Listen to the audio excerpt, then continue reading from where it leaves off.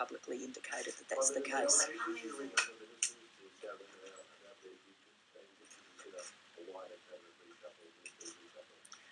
No, my view was always that this should be a limited reshuffle, so just the necessary arrangements to replace Chris Evans and Nicola Roxon, and then once...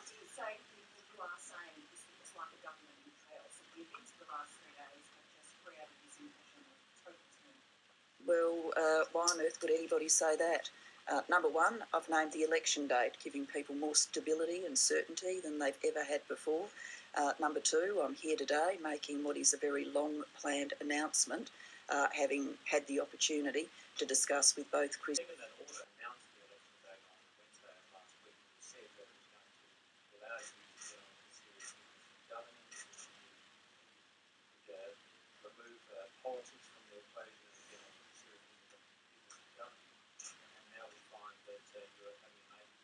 Real world, people make decisions about their own lives and their families and their futures.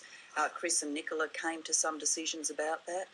This is the right time to announce this change, moving as we are into the parliamentary week and a caucus ballot to fill the Senate leadership.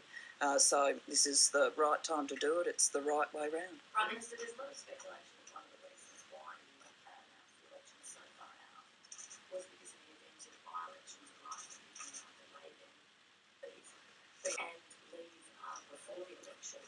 How far do you plan to delay by-elections if that occurs? Will you hold by-elections in the next couple of months if that arise, or will you attempt to delay them like this? All of this is not a decision for me, it's a decision for the Speaker if an occasion should arise in which a by-election would be held. So it's a decision for the Speaker. Common sense would tell you, and indeed history tells you, that when you are close into the normal time for an election, it might well suit the convenience of the people to not be required to go out and vote twice and to have a vote for their electorate at the normal election time. But these are decisions for the Speaker. On the story about Robert McClelland, I read it this morning and I must admit it struck me as speculation upon speculation. I don't think it's any mystery to anyone that Robert McClelland is a very senior lawyer and that he may have an aspiration post his time in politics to use his legal skills again. Well, there's a suggestion around today that some lawyers are saying that there may be a sort of faux caretaker principle that applies because of the announcement of the election date so far, and that there may be some opportunity to be given people dealing ahead of the actual election campaign. Can you tell us what legal advice you're giving you taken on whether or not any kinds of caretaker principles were applied ahead of the August decision? Well, the technical caretaker period is once the Parliament is dissolved and the writs are issued, and I haven't done anything to change any of those arrangements other than give people certainty and transparency about the date. I note that there's some speculation today about obligations about balanced coverage. Frankly, balanced coverage I think is a very good thing. I'd quite like to see around the nation outbreak of balanced coverage. So if we do see that outbreak around the nation, that'll get a big tick from me. What I would say about balanced coverage is it ought to bring to the Australian people the facts and the details that they need. The Australian people are now in the situation where they don't have to walk into a polling booth wondering. There is sufficient time and sufficient space for them to have every detail that they need, every policy detail, every costing detail, and the obligation is on every participant in the 2013 election to put people in that position. And if they refuse to put people in that position, then I think people will be very, very suspicious why they are refusing to put them in that position. No, I haven't taken legal advice on this issue. Sure.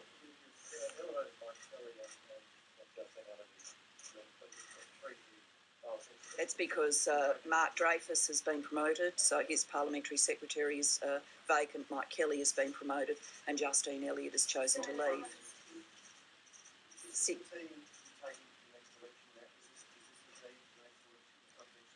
I believe this is the team for the next election.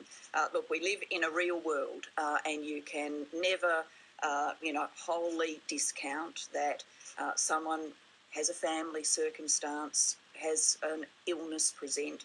These are the things of real life, the real world. Of course, I don't want to see that happen to anybody in the Parliament, regardless of which political party they're in or whether they serve in anybody's executive or don't serve in anybody's executive. But I've been here long enough to see colleagues announce that they've got breast cancer, to see colleagues announce that they're facing other major health issues. So I can't, it's for you that I... Chris Bowen is very enthusiastic and welcoming of this move. He believes it's the right time for a new challenge, and so I've been able to meet that desire for a new challenge. He wanted a new challenge, so that necessarily means he was looking for a change of responsibilities. He served as Minister for Immigration for a long time now. It's a difficult portfolio, very demanding portfolio. He, is looking forward to the opportunity to do something else.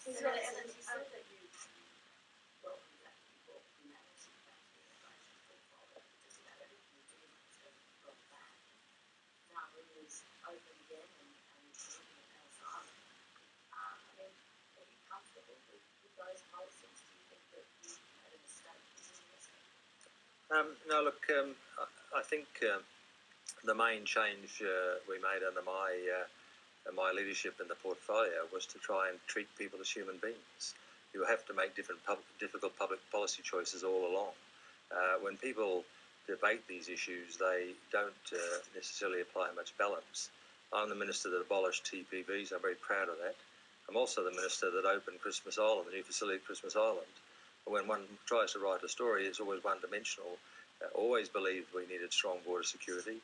Always believed that we were going to face this challenge of unauthorised arrivals throughout time. To be honest, migration, unauthorised migration, is going to be a huge issue in this century. All countries are dealing with it, and you have to keep responding with public policy responses. But I am proud of the changes we made. We did things like abolish detention debt, that when people were found to be owed our protection, they weren't then saddled with paying for the debt when they were in detention. So there are a lot of things we did that remain, but we always have to make public policy adjustments to deal with this huge issue. So I do remain proud of the changes I brought to the way we deal with people. That was the major change we made. We got rid of the cynicism that saw an immigration minister refer to a child as it, and brought back, I thought, was a much more a policy that reflected Australian values, and I think that's continued under Minister Bowen. And you thanked heaven just a few minutes ago that you launched an absolutely savage attack on him during the leadership dispute on behalf of Gillard. Do you regret that word you went too far? No, I don't, but I think it's appropriate to thank, and in fact the list could also be a lot longer, to thank the great opportunities and confidence that people put in you when they choose you for those roles. And I've always been very public about the good work that Kevin led in the health time. And despite comments and differences that we had, I've been quite open about the strengths of that work, and it's something that as Prime Minister, he will always be able to be proud of, his time as Prime Minister. I could just as much, in fact I will take the opportunity to, since you asked, thank Simon Crean, the leader who first gave me an opportunity to be on the front bench, and be the Shadow Minister for Children and Youth Affairs. I think it's the one time I seriously have embarrassed myself in thinking Shakira was a cocktail. So my youth portfolio work was perhaps not as strong as some of my other work. I am very pleased, though, for example, that time went right back to when we committed in opposition to having a Children's Commissioner, something that shortly the government will be able to announce the first appointment of the first Children's Commissioner. There's a lot of good work that we get to do that comes from time in opposition and time in government, and I don't think there's any reason that people shouldn't be properly thanked for showing confidence in you. Okay, we'll take a couple more questions. Yes. Pre-selection fights will no doubt go on with the enthusiasm that they always do in Gellibrand. Part of the importance of being able to make this announcement now is that there is the opportunity for the pre-selection to be able to be undertaken. There isn't somebody that's already in the wings or been anointed. That process will be undertaken by the state party. I haven't got any immediate plans post-politics. My immediate plans are to spend the next 6 months here in the Parliament as part of the government.